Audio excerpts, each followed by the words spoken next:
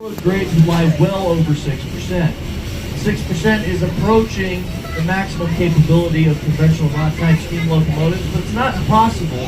However, it heavily reduces the amount of traffic in the loop. Since they were trying to get silver out of Leadville, that was not going to cut it.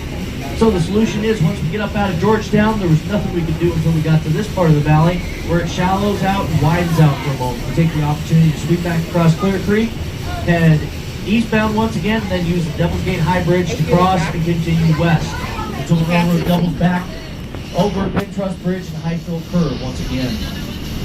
These features allowed for the average railroad grade to fall just about 2.5%, folks. They're not really steep right now, right? This is a signature. So beautiful.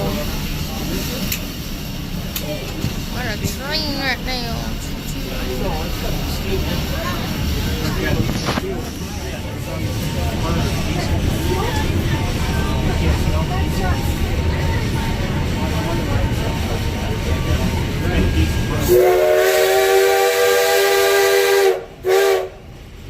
Alrighty, folks, that loud warning whistle means we're coming out of the Devil's Gate High Bridge now.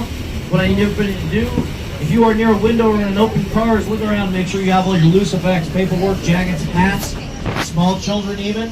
See, the name Devil's Gate actually comes from the wind in this part of the valley.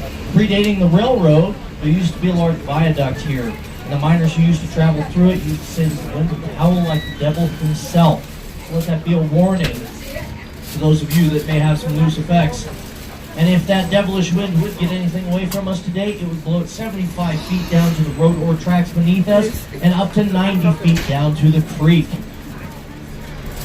If it stopped directly below us and didn't go all the way down into Georgetown, that is, of course. So once again, Georgetown is off to our right as we come out onto the bridge. That is one of our great views. Off to our left, now we look at it. Oh, gorgeous. Just to the left of that snowpack in the middle of the bald Mount Pendleton there, you can see a little structure sticking out of the mountain there. And what that is one of the last remaining towers of what was part of the nation's first aerial tramway. That was the Sunrise Tramway. And here's for you all. Sadly, that was abandoned in the 70s, and most of it was ripped up and sold for scrap, and some of it they just left to remain, and that tower is one of the few remaining objects.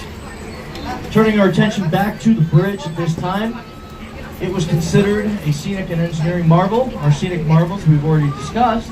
The engineering part of this marvel is that though it may appear to be flat to you folks, this bridge lies on a grade. Oh yeah, are you getting this? A little Look more down, than look, 1%.